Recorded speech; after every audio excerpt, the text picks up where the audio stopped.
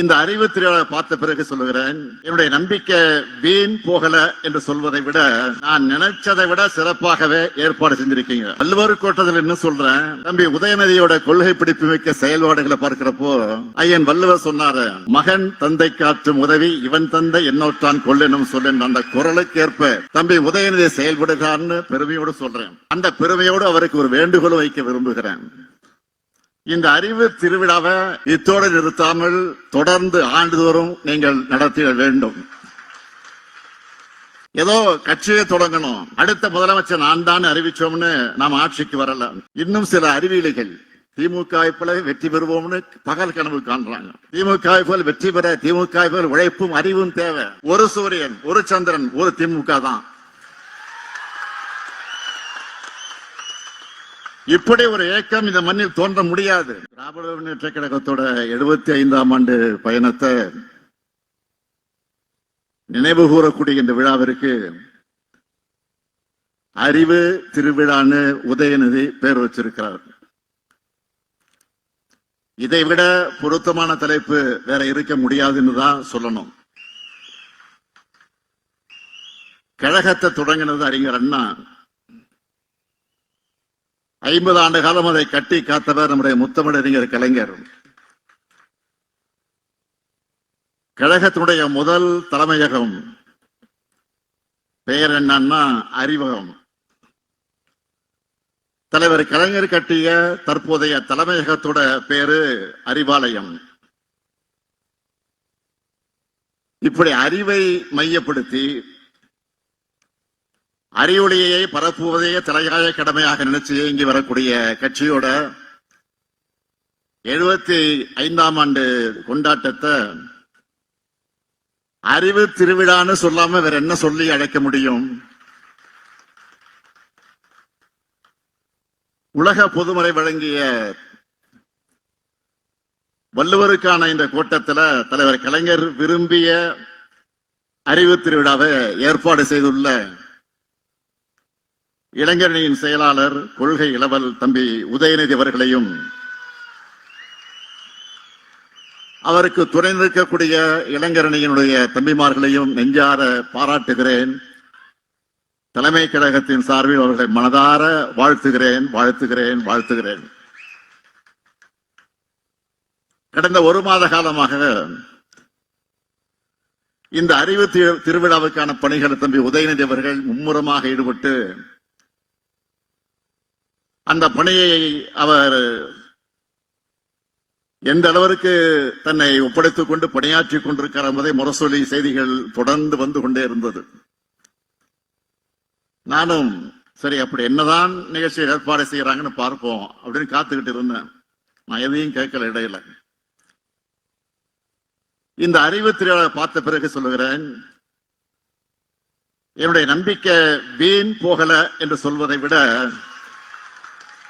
நல்லா கவனிங்க, வீண் போகல என்று சொல்வதை விட நான் நினைச்சதை விட சிறப்பாகவே ஏற்பாடு செஞ்சிருக்கீங்க. வள்ளுவர் கோட்டத்தில் என்ன சொல்றேன், தம்பி உதயநிதியோட கொள்கை பிடிப்பு மிக்க செயல்பாடுகளை பார்க்கிறப்போ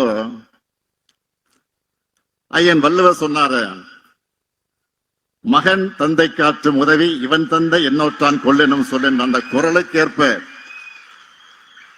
தம்பி உதயநிதி செயல்படுகிறான்னு பெருமையோடு சொல்றேன். அந்த பெருமையோடு அவருக்கு ஒரு வேண்டுகோள் வைக்க விரும்புகிறேன். ஏன் என்னுடைய அன்பு கட்டளை என்று கூட சொல்லலாம். இந்த அறிவு திருவிழாவை இத்தோடு நிறுத்தாமல் தொடர்ந்து ஆண்டுதோறும் நீங்கள் நடத்திட வேண்டும். நிச்சயம் இளைஞரணி இதை சிறப்பாக நடத்தும் என்ற நம்பிக்கை எனக்கு நிரம்ப உண்டு. முழுக்க முழுக்க சாமானியர்களால் தொடங்கப்பட்டு 1967 முதல் மாநில கட்சியா ஆட்சியை பிடிச்ச சாதனை படைச்ச கழக வரலாற்ற இன்று வரை மீண்டும் மீண்டும் பல்வேறு கோணங்கள்ல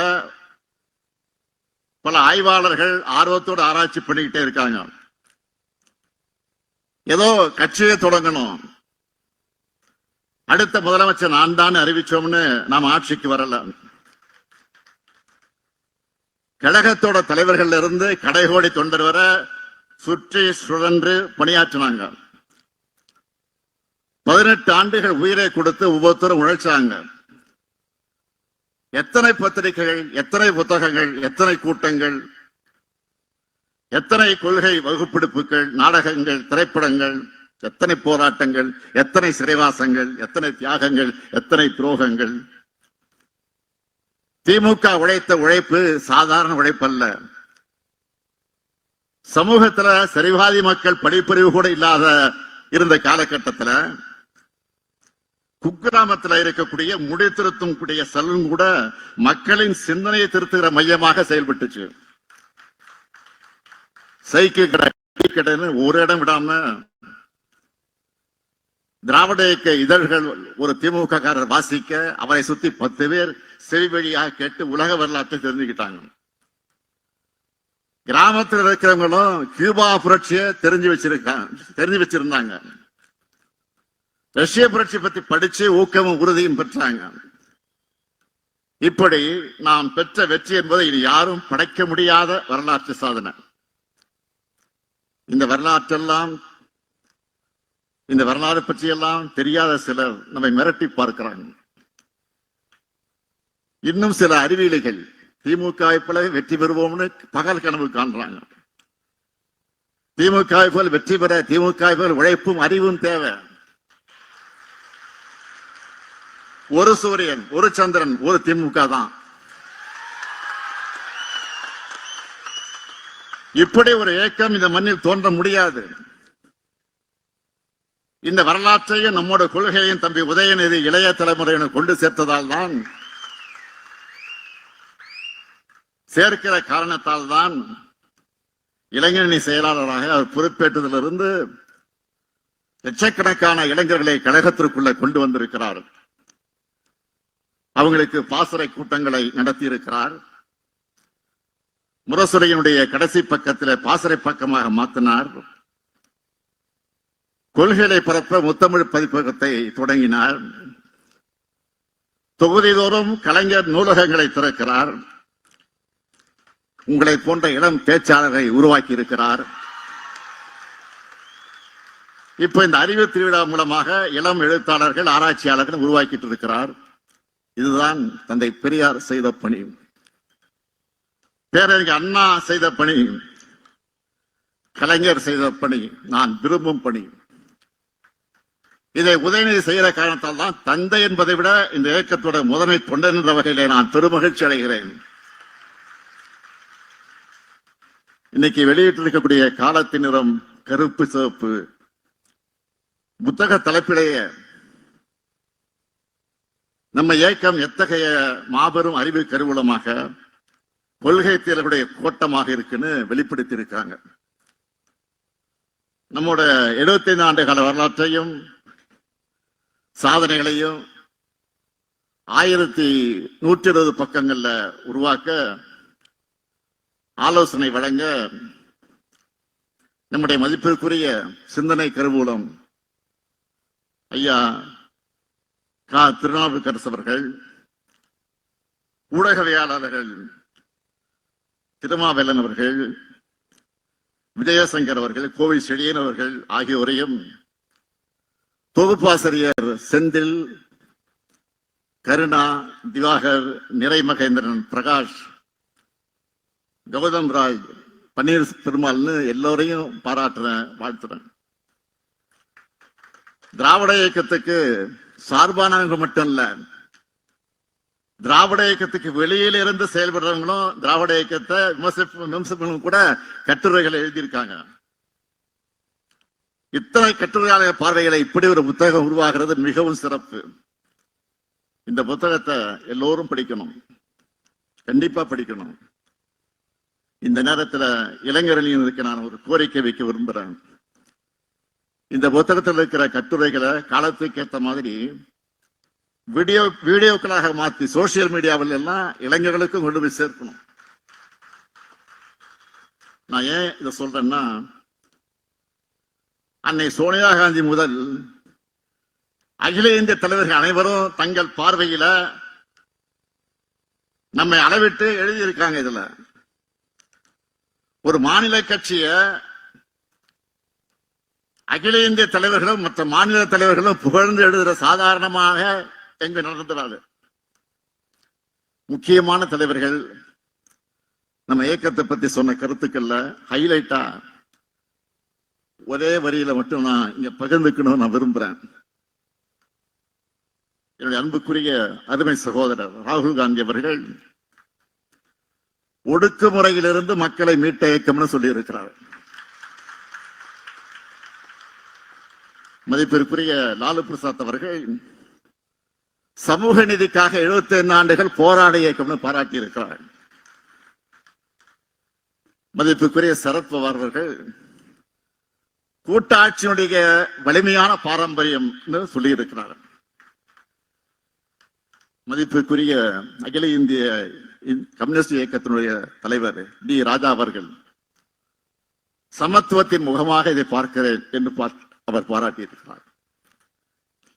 மதிப்பிற்குரிய ஃபரூக் அப்துல்லா அவர்கள் மதச்சார்பின்மை மற்றும் ஒற்றுமைக்காக பயணிப்பவர்கள் சொல்லி இருக்கிறார்கள்.